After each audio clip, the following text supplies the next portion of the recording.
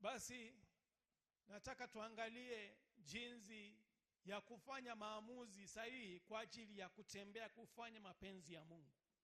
Usipoamua kutoka ndani kufanya maamuzi ambayo Mungu anayotaka uyafanye, mapenzi ya Mungu kwako itakuwa ni changamoto. Kutembea katika kusudi la Mungu ni lazima uamue kufanya maamuzi ya ziada ya kutembea katika kumjua Mungu na kuishi katika kumjua Mungu. Katika kitabu cha Yoshua sura ya 24 tunapata maamuzi magumu ya Joshua na familia yake na watu waliokuwa wanaongoza. Sura ya 24 mstari wa 14 na nitasoma na mstari wa 15.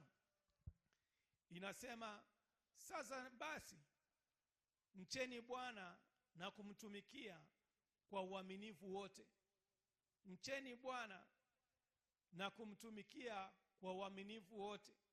Itupeni mbali miungu ambayo baba zenu waliabudu huko ng'ambo ya mto Frati na huko Misri, nanyi mkamtumikie Bwana. Hapa Joshua anasimama, anafanya maamuzi ya kutaka kuwadhibitisha kwamba mimi najua nilikotoka, Mungu alikonitoa. Nilikuwa utumwani, nilikuwa kijana, nimezaliwa nikawa kijana, na ni sasa hivi Mungu amenipa nafasi ya kuwaongoza. Nimeamua kumtumikia Mungu, nimeamua kuenenda kama Mungu anavyotaka. Sitaki niende kama mimi mwenyewe. Nimeamua maamuzi ya kukaa na kutafakari yale ambayo shetani aliyopanga kwangu, lakini Mungu ameniepusha, ameniondoa katika utumwa. Ninataka mimi niishi kama anavyotaka. Kwa hivyo ndio sababu nawaambia wengine kwamba hacheni kutumikia miungu, mcheni Bwana, mheshimuni Bwana, mpeni maisha yenu yote. Anawaambia wana wa Israeli, anawaambia mtumikieni Bwana kwa moyo wenu wote. Anawaambia tupeni mbali hiyo miungu mliokuwa mmeibeba kutoka kule kwa Wamisri. Kabla hujaokoka unakuwa na vitu vingi ambao vinakusonga katika ufahamu. Unashindwa kutumikia Mungu kwa sababu kuna vitu ambavyo umebeba katika moyo. Kuna vitu umeona wazazi wakizifanya, hawajaweza kuenenda kadiri ya Mungu anavyotaka. Lakini na wewe ukaamua kuungana na wao na kutembea na kufuata yale mapenzi ya wazazi wako ili upate kuishi kama nao wanavyoishi. Lakini Mungu anatuambia kupitia kitabu cha Yoshua, Mungu anawaambia wana Israeli kwamba itupeni miungu mingine yote na muamue kumtumikia Mungu katika moyo wa ndani.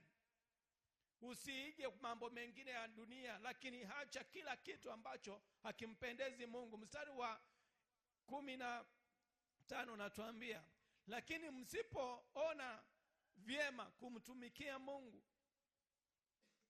chagueni leo mtakayemtumikia.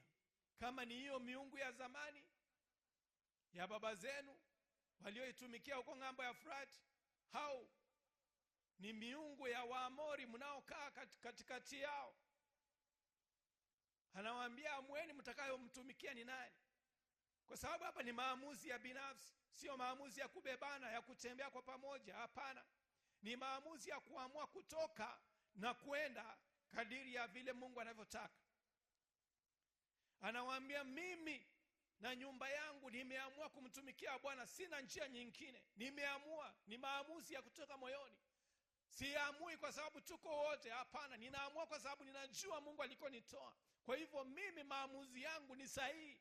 Nikikaa katika Bwana ataniongoza katika kusudi lake. Kwa maneno mengine nawakumbusha kwamba tulikuwa Misri. Musa, Mungu akamuongoza, akatuleta tukafika jangwani. Akatuelekeza twende tukaangalie nchi ambayo anataka tuimiliki. Na tukaenda na baadhi ya watu wengine, lakini tukaona jinsi ilivyokuwa nzuri, na tukaamua mimi na Kalebu kwamba tutaendesha au tutaongoza hao watu wafiki katika nchi iliyo sahihi. Na tukaweza kuwaongoza mpaka leo tuko hapa kwa kutii yale Mungu aliyomwambia Musa. Na Musa alipomchukua Mungu akanipa kibali cha kuwaongoza ninyi wana wa Israeli. Na sasa tumekuja mpaka tukaimiliki nchi ambayo tuliyoahidiwa na Mungu. Kwa hivyo na nyinyi mmeamua tena kuangalia miungu mliotoka nayo Misri, mwanze kuishi kama baba zenu walipoishi. Akawaambia hapana, haya maamuzi sio sahihi. Kama mnataka kumuishi Mungu na kumuona Mungu katika maisha yenu, basi muaminini yeye, mtumikieni yeye kwa moyo wenu wote, na muache kutumikia miungu mingine. Lakini mkikataa, mimi mwenyewe nitaendelea kumtumikia Mungu. Kwa hivyo Joshua alikuwa na haki ya kutembea katika kusudi la Mungu bila kujali wengine wanasema nini. Bwana Yesu asifiwe sana. Aliamua maamuzi kutoka moyoni. Hakutaka kujua ndugu yake anasema nini, babu yake anasema nini, mjomba wake anasema nini, ama kaka yake anasema nini. Aliangalia Mungu ananiambia nifanye nini. Kipengele kingine ambacho nataka tukiangalie, asili ya Mungu haijaonekana kikamilifu hapa duniani. Tukitoka katika kitabu hicho tulichokisoma cha Yoshua, tunagundua kwamba mpaka Yoshua anakuja kuambia hao watu wamche Mungu na wamtumikie yeye pekee, waache miungu mingine. Ina maana mapenzi ya Mungu yalikuwa hayajadhihirika kikamilifu Mungu alivyotaka katika maisha yao. Ijapokuwa amewapitisha katika mambo makubwa mengi mazuri, na wengine wakaona wakiangamia kwa kutokutii, lakini inadhihirika kwamba uwezo wa kimungu asili yake haikuonekana vikamilifu ama kikamilifu hapa duniani kwa kipindi hicho. Lakini wakati bado Yesu alimekuja, pia tulikuwa na wakati huo wa kutaka kujua mapenzi ya Mungu yatatendekaje. Kwa hivyo asili ya Mungu anavyotaka sisi tuishi ama ionekane, uungu wake uonekane, haijadhibitika kabisa kwa watu wengi hapa duniani. Katika kitabu cha Yohana sura ya 14 mstari wa 23 nasema, Yesu akajibu akamwambia, mtu akinipenda hatalishika neno langu, na Baba yangu atampenda, nasi tutakuja kwake na kufanya makao kwake. Yesu anajibu nini hapo? Anasema mtu akimpenda atashika neno lake, na Baba yake ambaye ni baba yake Yesu atampenda, na anasema tutakuja wote, mimi na Baba, tufanye makao kwake. Yesu anaongea na wanafunzi wake hapa. Kile ambacho anachokiongea hapa, anaongea na wanafunzi wake akiwaambia, yeyote atakayeamua kumpenda bila kung'ang'ana, bila kusumbuka, bila kujali chochote nini kinachotokea, atalishika neno lake. Ngoja niwasomee kinachoendelea hapo nyuma kidogo ili upate kuelewa ni nini kinachozungumziwa hapa. Mstari wa 21 unasema, yeyote mwenye amri zangu na kusishika ndiye anipendaye. Ili mapenzi ya Mungu yakamilike kuonekana kikamilifu hapa duniani, ni lazima tuwe na upendo wa kupenda neno la Mungu. Anasema yeyote mwenye amri zangu, ambao ni neno la Mungu, na kusishika ndiye anipendaye. Naye anipendaye atapendwa na Baba yangu, nami nitampenda na kujidhihirisha kwake. Mstari wa 22 unasema, ndipo Yuda, sio Iskarioti, akamwambia, Bwana, itakuwaje kwamba utajidhihirisha kwetu na si kwa ulimwengu? Ndio sababu ikaja huu mstari unaosema, Yesu akamjibu, mtu yeyote akinipenda atalishika neno langu, na Baba yangu atampenda, nasi tutakuja kwake na kufanya makao kwake. Bwana Yesu asifiwe sana. Bwana Yesu asifiwe sana. Mstari wa 22 unatuambia kwamba anapouliza Yuda, anauliza, kwa nini unataka kujidhihirisha kwetu tu na sio kwa ulimwengu? Ina maana, ndio sababu nikasema mapenzi ya Mungu bado mapenzi ya Mungu, ya asili ya Mungu bado haijaonekana kikamilifu duniani, kwa sababu watu bado wanaendelea kushikilia yale wanayoyajua, yale wanaoona ni asili kwao, yale wanaoona ndio mapenzi ya Mungu kwao, kwa kulingana na akili zao. Lakini Yuda pia anauliza, inakuwaje Yesu wewe ujidhihirishe kwa wengine na sio kwa dunia nzima? Ina maana ndio anawaambia kwamba anayempenda atalishika neno lake na atajidhihirisha kwake. Asiyempenda, ina maana hata kaa haone kusudi la Mungu maishani mwake.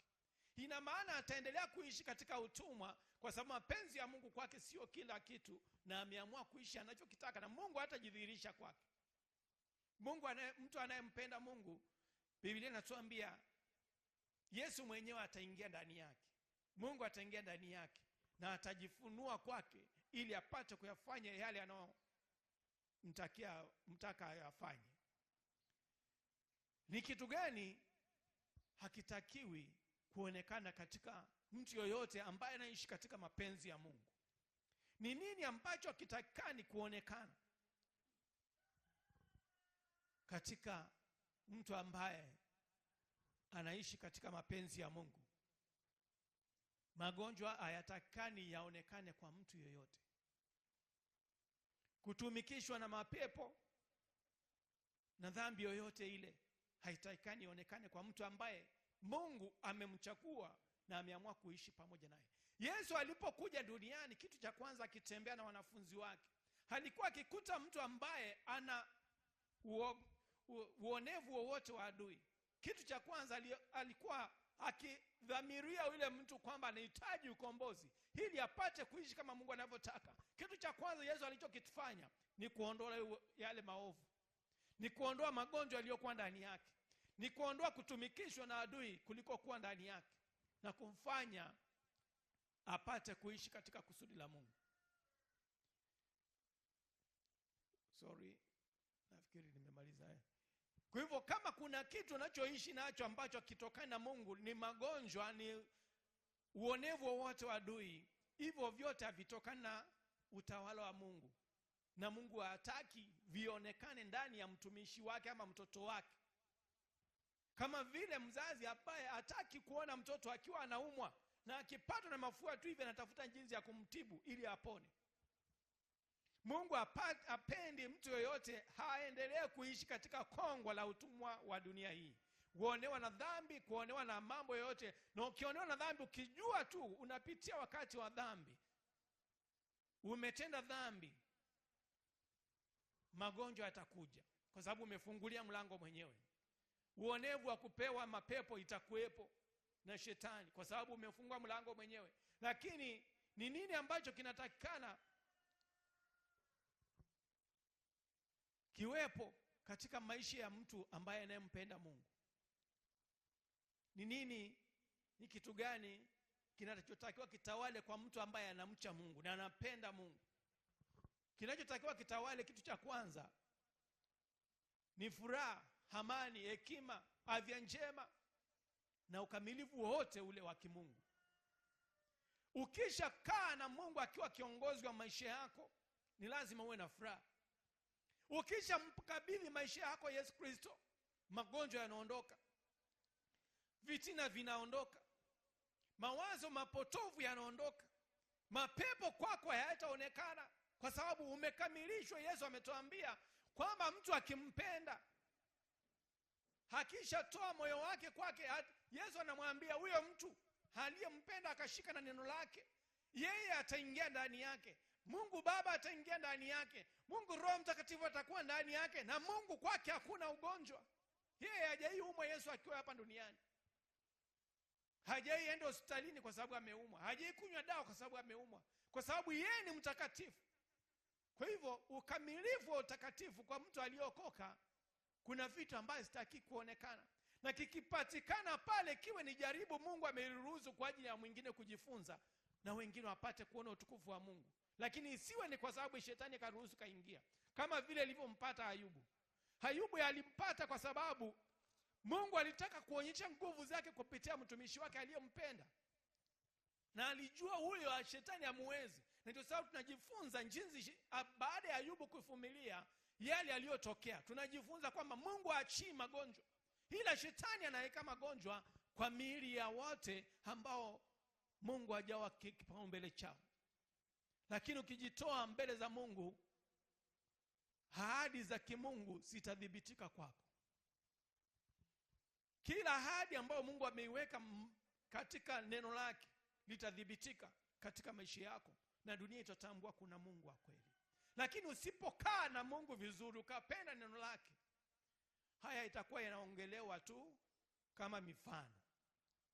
Haya yatakuwa yanaonekana tu kama ni njia tu ya kuyumbisha wengine wapate tu kuja kanisani na kukaa na kufanya yale viongozi wanavyotaka. Hapana. Hilo ukikaa katika kusudi la Mungu, furaha ya Mungu itakuwa ndani yako. Upendo wa Mungu utakuwa ndani yako. Amani itakuwa ndani yako, itazaliwa kila siku. Hata kama kutapitia jambo lolote litakalokuja kinyume na mapenzi ya Mungu, amani ya Mungu na furaha ya Mungu itakwambia bado niko katika usukani. Hili sio la kwangu. Niamini mimi, nitumaini mimi, na utaendelea kuona nikitimiliza ahadi yangu kwako. Bwana Yesu asifiwe. Mungu ni mwaminifu, anatutakia afya njema. Mungu ni mwaminifu, anatutakia kuwa na ukamilifu wake aliyokuwa nao hapa duniani. Na ndio sababu akatuambia yeyote atakayempenda, maovu hatahesabika kwake. Tutatambuaje kwamba mbingu inashuka na kukaa pamoja nasi hapa duniani? Tunatambuaje ama tutatambuaje kwamba Yesu Kristo anaonekana katika njia zetu na kutenda mapenzi yake hapa duniani? Katika kitabu cha Yohana sura ya 14 hiyo tuliyosoma, mstari wa 6 unasema, Yesu akamwambia, mimi ndimi njia na kweli na uzima. Mtu haji kwa Baba ila kwa njia ya mimi. Hakuna awezaye kwenda mbinguni kwa Mungu pasipo njia ya Kristo. Kwa hivyo hili tujue kwamba mapenzi ya Mungu yanatendeka, ni lazima huyo mtu kwanza atambue maisha yake yawe ndani ya Kristo.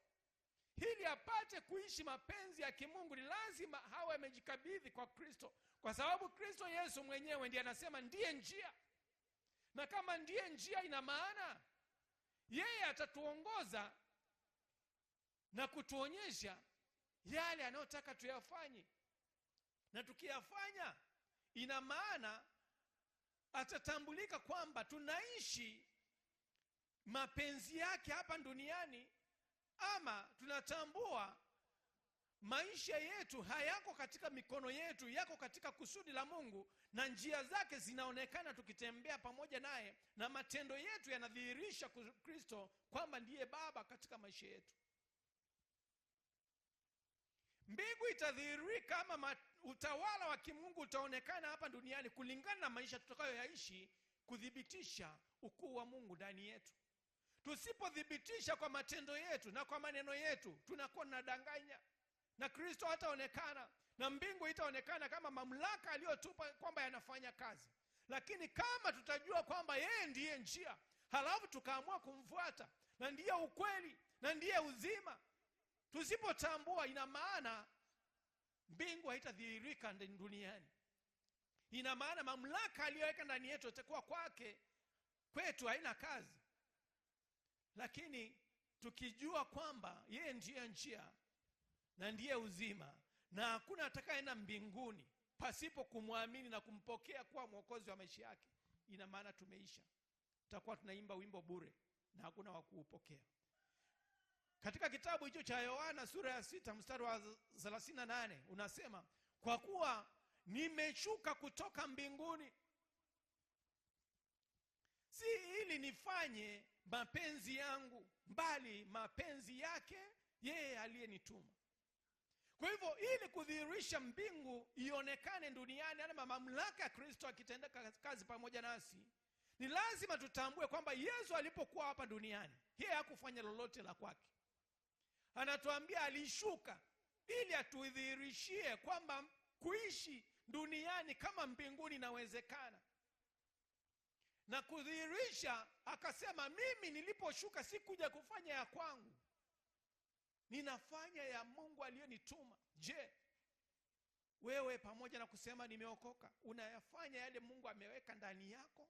Neno lake ni halisi kwako? Watu wanapokuangalia wanaona Kristo ama wanaona mwenzao tu wa kawaida kama wao?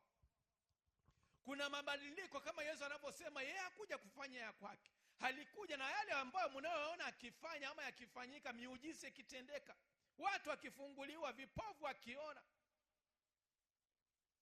watu wakitembea kama vile Petro alipotembea juu ya maji. Kwa hivyo anaonyesha nguvu ya kimungu. Ukikaa ndani ya Mungu unapoweza kutembea katika uhuru na kutenda mapenzi ya Mungu. Bwana Yesu asifiwe sana. Mungu anataka tutembee katika kusudi lake. Yesu ndiye ufunuo wa Mungu jinsi alivyo. Tusipotambua kwamba Yesu ndiye ufunuo wa kimungu ama Mungu alivyo duniani, mbinguni, hatutaweza kuona mapenzi yake yakitendeka duniani. Yesu ni ufunuo wa Mungu na halikuja kutuonyesha jinsi mbinguni kulivyo. Mbinguni kulivyo ndivyo Yesu alivyoishi hapa duniani. Na neno lake tunapoichukua na kulitii na kulifuata na tukatambua kwamba yeye ndiyo kiongozi na tukafuata njia zake, hatutashindwa kuishi kama mbingu inavyotaka sisi tuishi. Hatutashindwa kuelekeza wengine kusudi lililo zaidi. Hatutanyamaza kwa sababu tutakuwa najua, tunafahamu njia yenyewe ni ipi.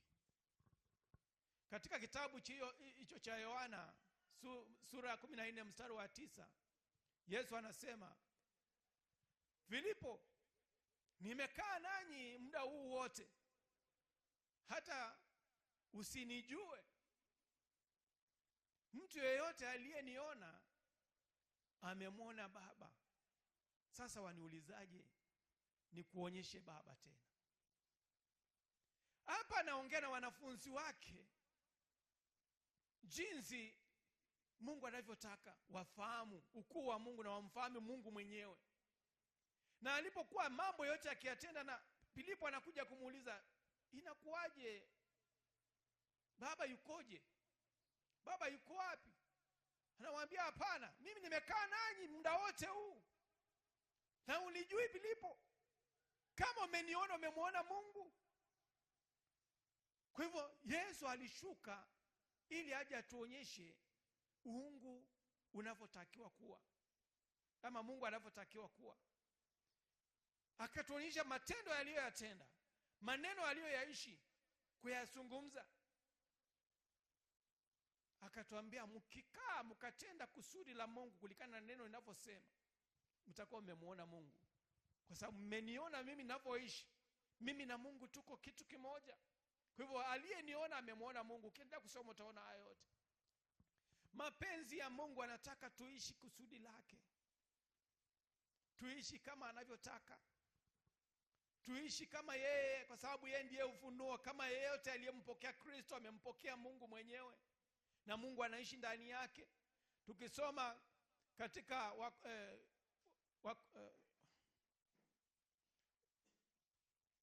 Wakolosai sura ya 1 huo mstari wa 15, yeye ni mfano wa Mungu asiyeonekana, mzaliwa wa kwanza wa viumbe vyote. Huyu anazungumzia Kristo kwamba ni mzaliwa wa kwanza. Yesu Kristo ni mzaliwa wa kwanza kutoka kwa Mungu, Mungu ambaye haonekani. Yesu Kristo alidhihirishwa duniani ili tumuone Mungu kwa matendo yake na kwa mfano wake. Kama ulivyo ndivyo Mungu alivyo, lakini kwa kutenda utaishi kama Mungu anavyotaka. Usipotenda kama Mungu anavyotaka, huwezi kufanania huyo Mungu. Na ndio sababu Kristo aliishi hapa duniani kwa mfano wa kibinadamu, akaonekana kama mwanadamu mwingine, lakini hakukutambulika na dhambi yoyote, hakuwa na uovu wowote. Ndio sababu anatuambia Yeye Mungu ama Kristo ni mfano wa Mungu. Mungu ambao tumuoni, lakini tulipomuona Kristo ama tunaposikia kwamba Kristo alitembea duniani na wakatembea naye, wakala, wakanywa pamoja naye, maisha aliyoyaishi Yesu, yeye anataka na sisi tuyaishi hayo. Ili tumuone Mungu ni kutembea katika kusudi la Mungu na kufanya mapenzi yake kama alivyofanya Kristo. Kwa hivyo kama yeye ni mzaliwa wa kwanza wa matendo mema na matendo ambayo yanamdhihirisha Mungu mwenyewe, anataka na sisi tuishi kama yeye. Bwana Yesu atusaidie sana. Yohana hiyo 17 mstari wa 6. Yesu anajitambulisha, anasema nimelidhihirisha jina lako kwa wale ulionipa kutoka ulimwenguni, waliokuwa wako nawe ukanipa mimi, nao wamelitii neno lako. Yesu anataka kuambia mimi ni mfano wa Mungu hapa duniani. Mimi namdhihirisha Mungu kulingana na alivyo kule mbinguni. Mnaposikia mbinguni, nilipo hapa duniani nimekuja kudhihirisha nguvu zake, nimekuja kudhihirisha uweza wake, nimekuja kudhihirisha matendo yake makuu. Kwa hivyo anamwambia Mungu, hapa ni maombi katika sura ya 17, ni maombi anaoombea wote waliomwamini Kristo, waliotii na kutembea na yeye na kufanya mapenzi yake. Anamwambia Mungu, ulionipa hapa duniani, niliposhuka kutoka mbinguni ukanipa niwaongoze, nimewajulisha jina lako. Walikuwa ni wa kwako, ndio, lakini ukaamua kunipa niwafundishe jinsi ya kuishi katika utakatifu, jinsi ya kuishi bila dhambi. Nimewajulisha jina lako, nimewadhihirishia kwamba wewe ndio uliyenituma, wewe ndiye kila kitu. Na Bwana, hao wamelishika neno lako, wamelitii, wameamua kuishi kama nilivyowafundisha. Na ukiendelea kusoma nasema, hao na waombea hasipotea hata mmoja. Hao walioamini neno langu, neno ulionipa nikawapa, nikawaambia mimi sifanyi la kwangu, wakatii. Hao na waombea ili nitakapokuwa huko mbinguni wawe pamoja nami. Akasema na siombei tu hawa ambao nimewafundisha wamenitii, lakini na wale watakaotii maneno yale ambao watawafundisha wengine, na wao wakubali kutii na kuokoka, na hao pia Bwana uwaokoe, ili nilipo mimi nao wapate kuwa pamoja nami. Ukisoma huko mbele ndio utakundua haya maneno anayosema. Anatuombea sisi ambao tumetambua kwamba kwanza aliombea kina Petro waliokuwa pale, anamwambia Mungu, hawa umenipa wewe, nami nimewafundisha kusudi lako, nimewaambia kweli yako, na wamelitii neno lako, wameamua kuungana pamoja nami ili watende mapenzi yako. Na mimi nawaombea huko mbele, ukiendelea kusoma, hili nitakapokuwa wawepo. Akawaambia lakini sio hawa tu nao waombea, lakini na wale watakao wafundisha watii ama washike neno langu. Kupitia hawa nimekuambia nao pia wapate uzima, wawe mahali nitakapokuwa, ambao ni sisi. Sisi hatukumwona Kristo kwa macho, lakini tulitii neno lake kwa kufundishwa na wale waliotufundisha. Kwa hivyo Yesu akatuombea na sisi ambao tutakaotii na kutembea katika kusudi lake Mungu, ili nasi tupate kuwa pamoja naye.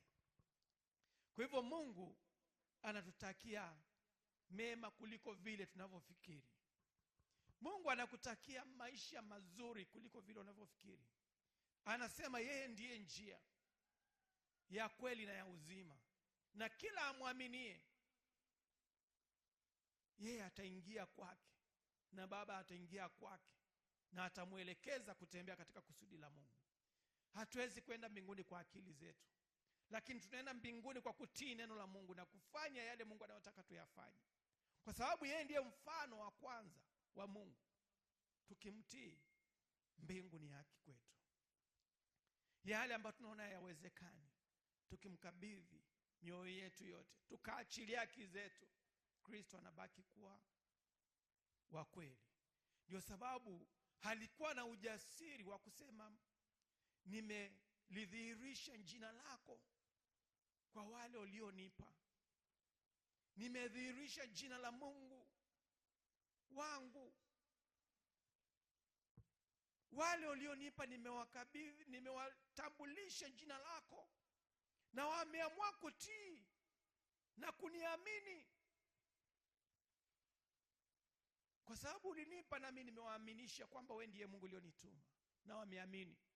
Bwana, nawaombea hao. Bwana Yesu asifiwe sana. Ngoja tusome huo mstari unaoendelea hapo mbele. Kwa kutoka pale tuliposoma wa 6, wa 7 anasema, sasa wamejua ya kuwa vyote ulivyonipa vimetoka kwako. Kwa kuwa maneno yale ulionipa nimewapa wao, nao wameyapokea na kujua kwamba kweli nimetoka kwako, nao wameamini kuwa wewe ulinituma. Yesu hapa anajieleza kwa Mungu alikotoka, sababu amekaribia kurudi. Ndio sababu mstari wa 9 unasema, ninawaombea wao.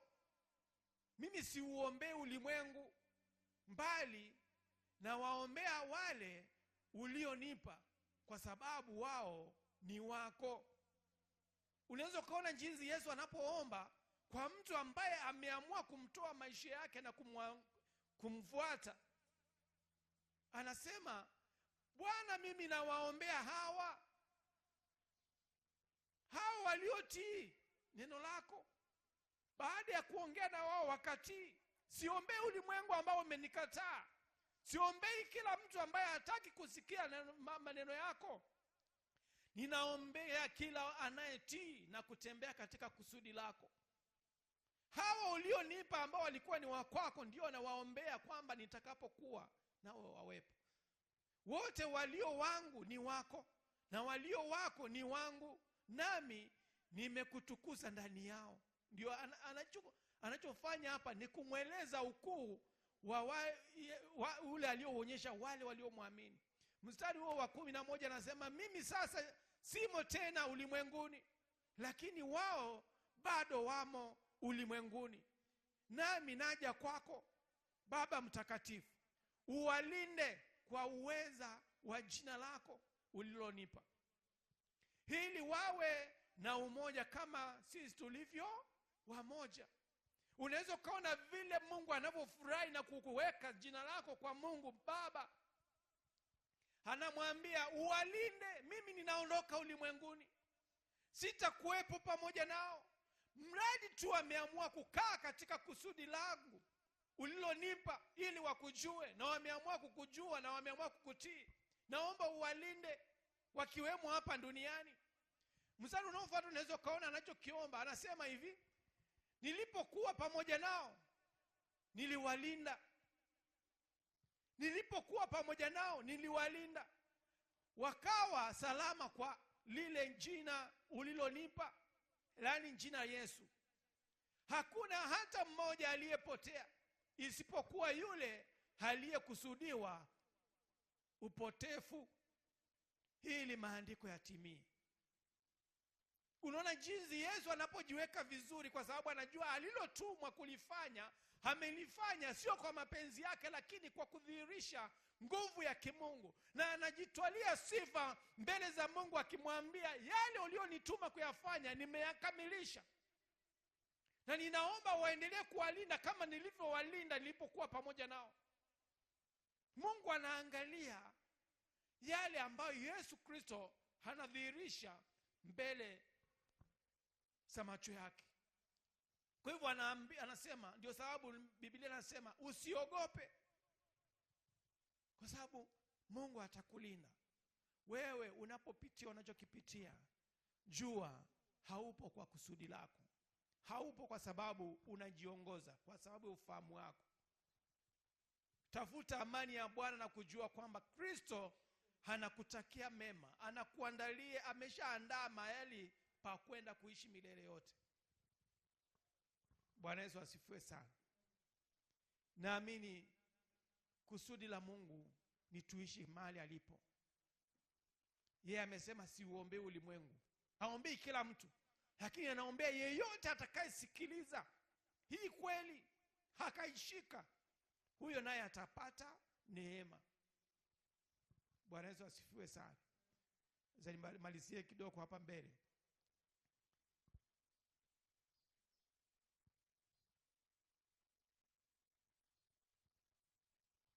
Mstari wa 10 unasema, nimewapa neno lako nao ulimwengu umewachukia.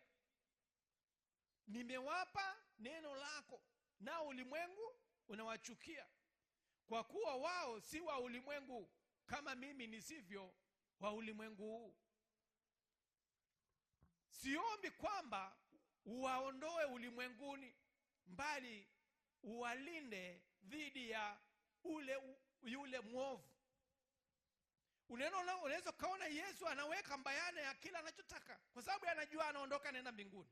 Lakini anasema kwa sababu kuna watu wameamua kunitii na kukaa katika kusudi ulionitumia, hao nataka Bwana uwatunze, uwalinde. Na siombi kwamba waondoke ulimwenguni, hapana, wataishi ulimwenguni, lakini ukawalinde na ule adui, ule mwovu, wasije wakapatwa na maovu yoyote ya dunia hii. Ndio sana nikakwambia, ukishaokoka hakuna dhambi inayotakana kuonekana kwako. Hakuna uovu unaotakana kuonekana kwako. Hakuna jambo mbaya yoyote inayohitajika kuhesabika katika maisha yako. Ndio sababu Yesu anasema walinde dhidi ya yule mwovu, asiwaambukizie chochote kiovu. Bwana Yesu asifiwe sana. Mstari unaofuata anasema wao si wa ulimwengu huu kama vile mimi nisivyo wa ulimwengu huu. Tambua wewe sio mtu wa ulimwengu huu, sio wa dunia hii tena. Asina yako ni ya mbinguni, maisha yako ni ya mbinguni. Ni kwamba unaishi duniani, lakini wewe sio wa dunia. Ni kwa sababu Mungu anataka ulimwengu utambue kwamba mapenzi ya Mungu yanaweza yakaishi, watu wakaishi duniani wakitenda mapenzi ya Mungu bila kuingia kwenye dhambi yoyote, na kusudi la Mungu likasimama. Lakini ukiendelea kutulia na kuvumilia kutoka kwake. Mstari niliousoma anasema uwatakaze kwa ile kweli, neno lako ndiyo kweli. Bwana Yesu asifiwe sana. Wewe umetakasika katika kweli ya Mungu kama ukikaa katika kusudi la Mungu. Ukiendelea kusoma, haya ni maombi Yesu alikuwa anafanya kwa ajili ya wote waliomcha Mungu.